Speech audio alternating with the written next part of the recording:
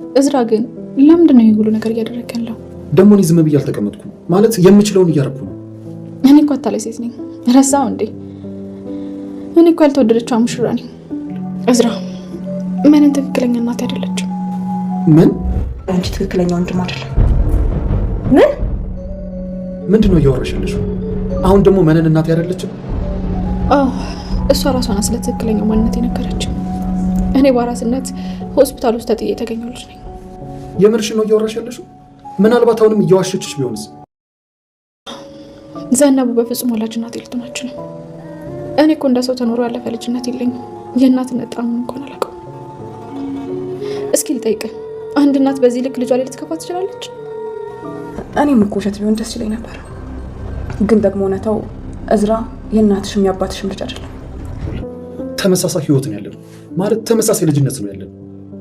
ለሰዎች ደስተኛ መስዬ ብታየው ውስጤ ላይ ግን እንደ እሳት የሚፈጭ የልጅነት ጠባሳ አለብኝ። እዝራ እባክህ ከዚህ አስወጣኝ። ታስፈልገኛለህ፣ እኔም አስፈልጋለሁ። እባክህ እንደምንም ብለህ ከዚህ አስወጣኝ።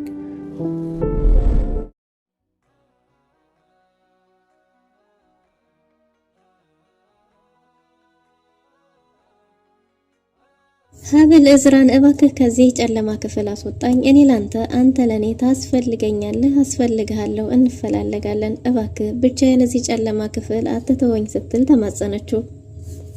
እዝራ የሀብልን የህይወት ታሪክ በሰማ ጊዜ እጅግ በጣም ልቡ ተሰብሯል። ነገር ግን የታሪክ መመሳሰሉ ጉዳይ ደግሞ እጅግ በጣም አሳዝኖታል። እዝራ ለማንም ሰው ነግሮት የማያውቀውን ድብቁ ሚስጥሩን ሀብልን ስለሚያምናት ብቻ ነግሯታል። እንዴት በዚህ ልክ ታሪክ ይመሳሰላል? እኔ ለሰው የማላወራው ብቻዬን የሚያብሰለስለኝ ትልቅ ሚስጥር ነበረኝ። እናት ለማን ትታማለች ብዬ ደብቄ ያዝኩት፣ ግን ደግሞ ከአንቺ ጋር ፍጹም ተመሳሳይ ነው። ወይ የታሪክ መመሳሰል ሲል ልቡ በጣም ተሰብሯል። ይህም ብቻ አይደለም፣ ብቻሽን አልተውሽም፣ ሰማይ ሰንጥቄ መሬት ሰምጨም ቢሆን የፈለገ ነገር ተፈጥሮ ከዚህ ጨለማ ክፍል አወጣሻለሁ ሲልም ቃል ገብቶላታል። ቢንያምንም መከታተል ጀምሯል። አጸዴ እዝራ የአቶ እስክንድር ያብራኩ ክፋይ እንዳልሆነ ተናገረች። ይህን ያወቀችው ሜርሲም ምድርና ሰማይ እየተሽከረከረባት ነው። ይህም መስማትም ሆነ ማየት አልችልም ስትል አድምጠናታል። የሀብል የወላጅ እናቷ ከአገረ የት ነው ከዘለቃቸው ሀገር እንግዲህ ከስልጣኔ አገር መጥታለች። ይህንን ያወቀችው ወይዘሮ መነን ደግሞ የሀብልን እናት የሀብል ልጅ ባልሆነችው በሌላ በኩኩሻዋ ቀይራ ገንዘቧን ልትበላ ወስናለች ማለት ነው። ግን ደግሞ ይሄ ነገር ይሳካላታል ወይ? እዝራ ወይዘሮ መነን ሀብል ላይ ያደረሰችውን ግፍና በደል ባወቀ ጊዜ ያለችበት ድረስ ተተት ብሎ ሄዷል። ግን ደግሞ ሰላምን የሀብልን እናት ቆጭ አድርጋት ጥላት ሄዳለች ማለት ነው። እዝራን ባየች ጊዜ እዝራና የሀብል እናት ተገናኝተው ማውራት ይችሉ ይሆን ወይስ ምን ሊፈጠር ይችላል? የቢኒ ፍቅረኛ መጥቶ እንዴት በእኔ ላይ ትደርብብኛለህ እያለች ነበር። እናም እንግዲህ ኩኩሻን እዝራ ከኩኩሻን በእዝራና ማነው በቢኒና በኩኩሻ መካከል የፍቅር ግንኙነት መኖር አለመኖሩን ሲያጣራ ነበር። በዚህን ጊዜ እውነቱን አውቋል። እውነትም ሀብል ነገሮች ተቀነባብረውባት እንጂ እሷ ምንም አይነት ነገር እንዳላደረገች አረጋግጧል። ሰላም ጤና ይስጥልን ውድና የተወደዳችሁ እንደምን አላችሁ? በያላችሁበት የዓለም ዳርቻ ሰላማችሁ ብዝት ይበልልን እያልን መተናል። በቅንነት ላይክ፣ ሼር፣ ሰብስክራይብ እያደረጋችሁ ቤተሰብ አድርጉን። ሀብል ያለ ወንጀሏ ወንጀለኛ የእሳት ገድል ገዳይ ሆና በጨለማ ክፍል ተዘግቶባት ቁርጥም ብላ ተቀምጣ እንባዋን እያነባች ሳለ እንግዲህ ወይዘሮ መነን እናት ሆና መጣ ጠያቂ መስላ ቁስሏን ነካክታ የበለጠ ልቧ እንዲሰበርና እንድትቆስል አድርጋታለች። ይህም ምንድነው? እሷን ወደዛ ቤት እንድትገባ ስላላገዘቻት ብቻ እሷ ጎዳና ላይ መውጣቷ ኖርማል እንደሆነና ወደዛ ቤት የምትመለስበት ምንም አይነት መንገድ እንደማታጣ ተናግራ ግን ደግሞ እሷው እዛው ጨለማ ቤት ውስጥ በስብሳ እንደምትቀር ምንም ጥቅም እንደሌላት ከዚህ በኋላ ምንም ተስፋ እንደሌላት ተስፋዋ እዛው ጨለማ ክፍል ውስጥ እንደሆነ ነግራት ጥላት ሄዳለች። ወይዘሮ ዘነቡ እኔ እኮ እስከዛሬ ድረስ እማዬ ስልሽ በፍጹም ንጹህ በሆነ ፍቅር ነበር፣ አንድም ቀን እንኳን ለአንቺ ጠላቻ ኑሮብኝ አያውቅም ነበር። ከዚህ በኋላ ግን አንቺ እውነትም የዓለም መጥፎ የእንጀራ እናት ነች ስትልም ሰይማታለች። ግን ደግሞ የእንጀራ እናትም አይደለችም። ወይዘሮ ዘነቡ የደበቀችው አንድ ትልቅ ሚስጥር አለ። ወይዘሮ ዘነቡ ወደዛ ሆስፒታል ሀብልን ስታመጣት ታማሚ ሆና ሳይሆን እሷ ራሷ ሲስተር ነርስ ስለነበረች ነበር። ግን ደግሞ ለሀብል የነገረቻት ሀሳብ ላይ የተገላበጠ ታሪክ አለው። ይህም ምንድን ነው? ወደዛ ሆስፒታል ታማሚ ሆና በሄደችበት ጊዜ ሀብልን ጥላት ለሄደችው እናቷ እሷ ደግሞ በሰዓቱ ስለነበረች አንስታ እንዲያሳደገቻት ተናግራለች። እውነታው ግን እሷ ታማሚ ሳትሆን በወቅቱ ነርስ እንደነበረች ነው። እናም እንግዲህ ሀብል ይሄንን በተናገረቻት ጊዜ እዛው ጨለማ ክፍሏ ቁጭ ብላ የማታውቃትን እናቷን ወላጅ እናቷን እየተመኘች እንደ እናት ምን ነው ለአንድ ቀን እንኳን መታ ብታቅፈኝ ጠረኗን ባውቀው እያለች መብሰልሰልና ማልቀስ መተከዝ ጀምራለች። ከለቅሷ ብዛትም ሳታስበው እዛው ኩርትም ባለችበት እንቅልፍ ሸለብ ባረጋት ጊዜም ምርጥና ጥሩ ህልም አይታለች። ይህም ህልም ምንድነው? እንግዲህ እናቷ ፍለጋ መምጣቷን አሳይቷታል።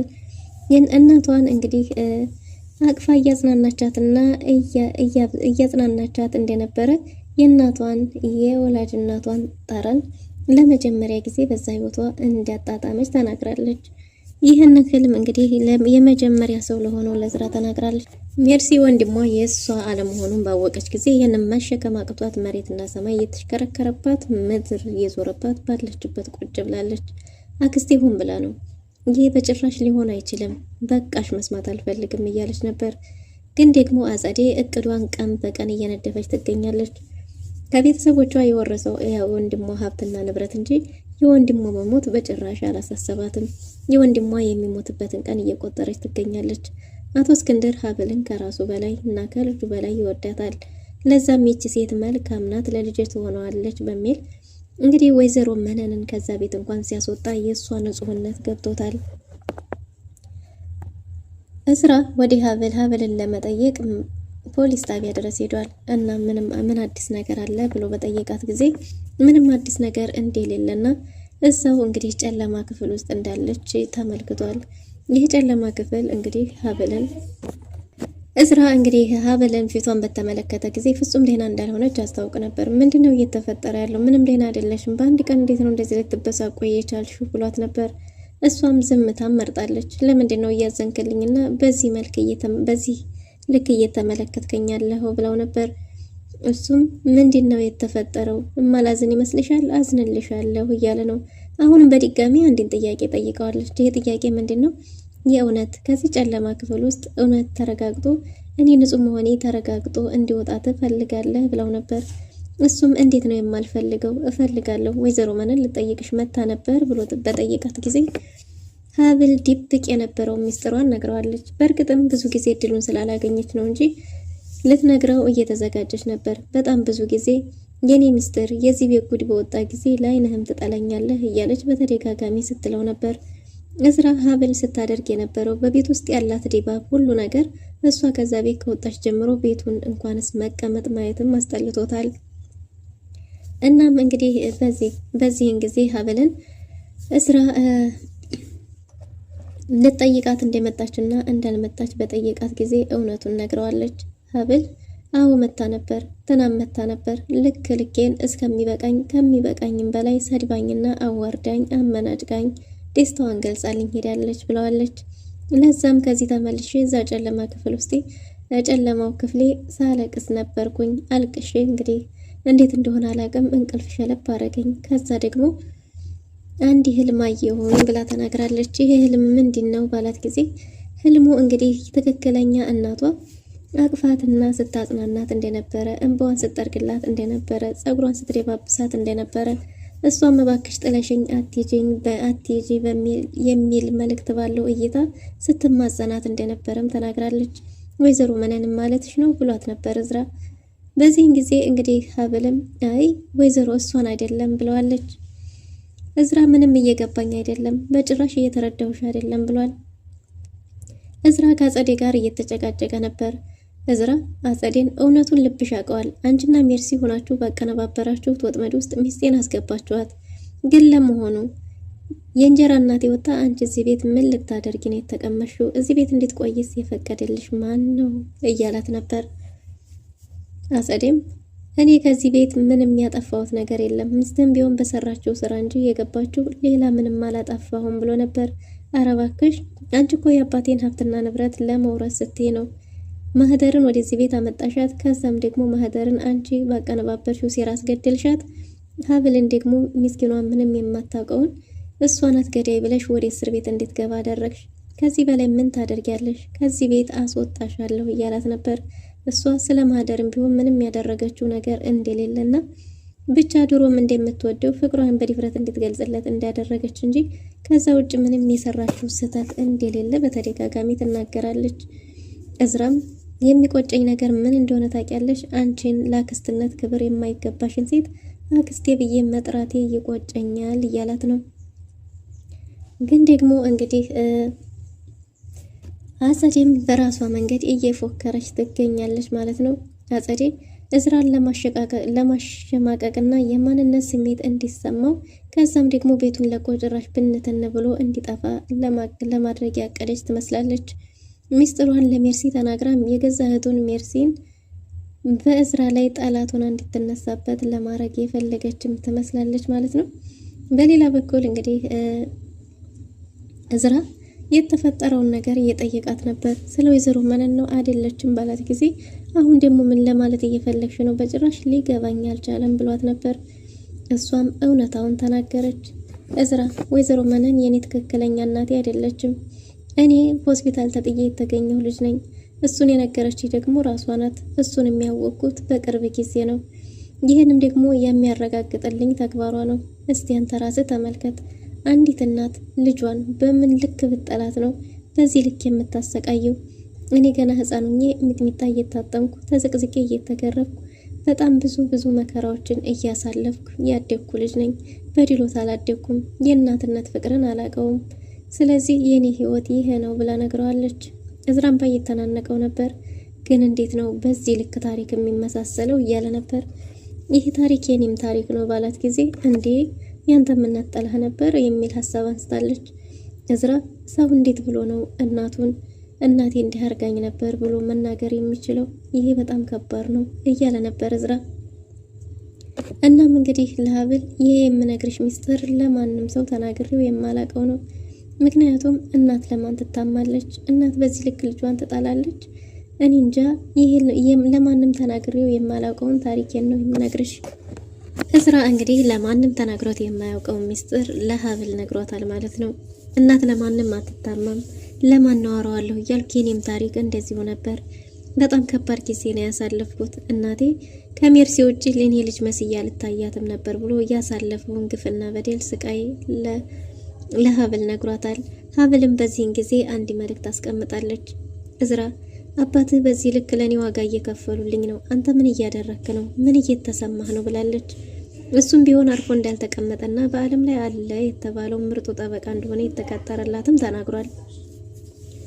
አቶ እስክንድርም እንግዲህ መተው እንደሚያዋት በእርግጥ የሐኪም ቤት ክትትል ኖሮባቸው እንጂ ጨክነው እንዳልሆነ በነገራት ጊዜ እሳቸው ወደዚህ እንዲመጡ አልፈልግም፣ ራሳቸውን ይጠብቁ፣ ራሳቸውን ያስታሙ እንጂ ወደዚህ መልፋት የለባቸውም ብላ ነበር።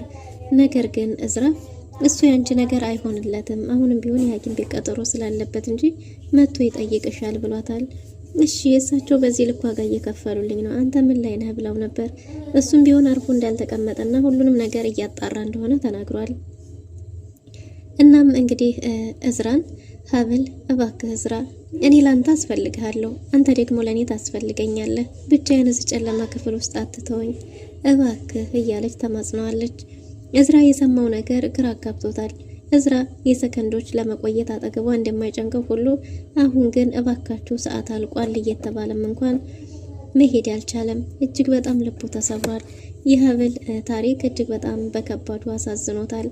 እናም እንግዲህ እዝራ ብቻውን እያወራ መንገድ ለመንገድ እየተሽከረከረ እስከ ዛሬ እሱም ቢሆን የገፋት ነገር ትዝ እያለው እኔ ማለት እኮ የማልወደደዋ ያልተወደድኩት ሙሽራ ነኝ፣ ስለዚህ ዛሬ እንድታዘንክልኝ ያለችው ነገር ጭንቅላቱ ላይ እየተመላለሰ እዝራ ብቻውን እያወራ እንደብድ አድርጎት መንገዱን ሲሄድ ቢኒያም የታሰረበት ቦታ ድረስ ሄዶ በአጋጣሚ ኩኩሻ ከቢኒያም ጋር ስታወራ እንዴት ካድከኝ እያለችው ነበር። እሱም ውስጡን ለቄስ እያለ ድብቅ ነገር እንዳለ ተናግሯል ማለት ነው።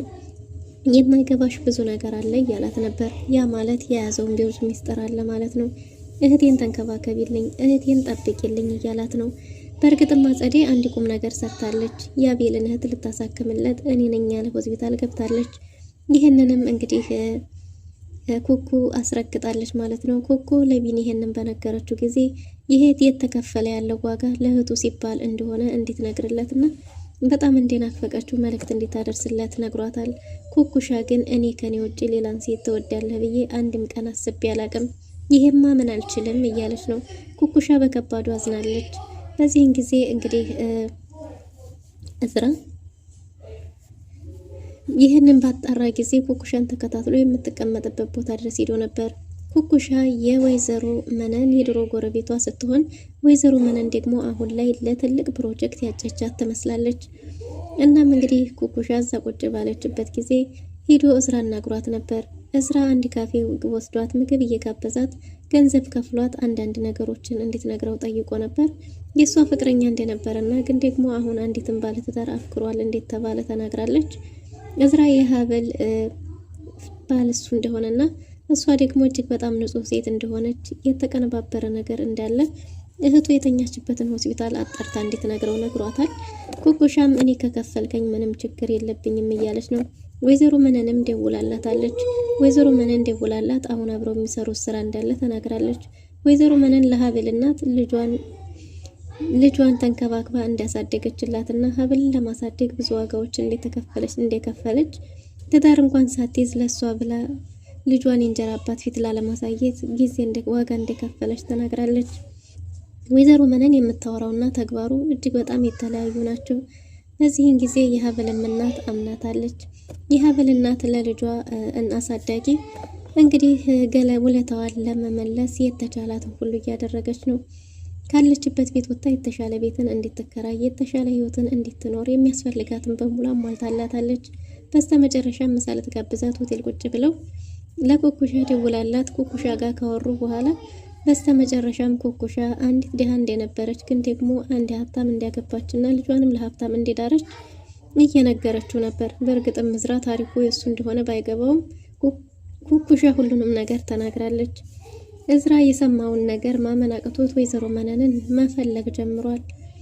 አጸዴ ደግሞ እንግዲህ ለሜርሲ ሁሉንም ነገር ነግራታለች። ወፍ ዘራሽ ወንድምሽ ባለች ጊዜ ምንድነው ወፍ ዘራሽ ወንድምሽ የምትይው ወንድሜን በተደጋጋሚ ብላት ነበር። እቅዳቸው በተሳካ ሁኔታ እየሄደ እንዳለና ግን ደግሞ የወንድሟ ማንነት ምን እንደሆነም ነግራታለች። ሜርሲ የሰማችውን ነገር መቋቋም አቅቷታል። ግን ደግሞ እውነቱ ይሄ ነው። እዝራ ማለት የአባትሽ መኪና ስር ተጥሎ የተገኘ ልጅ ሲሆን እናትሽ ደግሞ በከባዱ በእኔ ላይ ሌላ ተወልዶ ነው ብላ በጣም ስትበሳጭና ስታዝን ስትነዲ ስትበርድ ነበር። ግን ደግሞ ይሄን ነገር ለማረጋገጥ የዲኤንኤ ውጤት ምርመራ ማሰርቻለሁ ብላ የዲኤንኤ ምርመራውን እንግዲህ ለሜርሲ ያሳይታታለች። እኔ በዘለቀኝ ልክ እንግዲህ እዝራ የዲኤንኤ መሳሳት እንጂ እዝራ የአቶ እስክንድር ልጅ እንደሆነ ግልጽ ነው ማለት ነው። አቶ እስክንድር ልጁ ባይሆንና ባያምንበት ሙሉ ሀብትና ንብረቱን የድርጅቱ የሀብቱ አስተዳዳሪ እሱን አያረገውም ነበር። ግን ደግሞ አጸዴንም የሚያስተዳድራት እሱ እንደሆነ በነገራት ጊዜ አጸዴ ይህንን ሚስጥር ለመዘርገፍ የፈለገች ትመስላለች። በእርግጥም ለሜርሲ ነግራታለች። ሜርሲ የሰማችውን ማመን አቅቷት በቃ ሻኪስቴ ከዚህ በኋላ መስማት አልፈልግም ብላ ነበር። ግን ደግሞ እስከሚያዞራት በቃኝ እስከምትል ነግራታለች። እዝራ መንገድ ለመንገድ እንደብድ ብቻውን እያወራ እየሄደ ያሉበት ካፌ ድረስ ደርሷል። በዛን ሰዓት እንግዲህ ወይዘሮ መነንን አግኝቷታል። ወይዘሮ መነን ከርቀት ገና እዝራን ስታየው ፊቱን አይታ እዝራ ብላ ሴትዮዋን ቁጭ አርጋ ጥላት ሄዳለች። የሀብል እናት እየተፈጠረ ያለው ነገር ግራ ጋብቷታል። እዝራ የሀብልን እናት ሊያናግራት ይችል ሆን ወይስ ምን ሊፈጠር ይችላል የሚለውን በቀጣይ ክፍል የምንመለከት ይሆናል። ለዛሬ የነበረን ቆይታ ይመስል ነበር። መልካም ጊዜ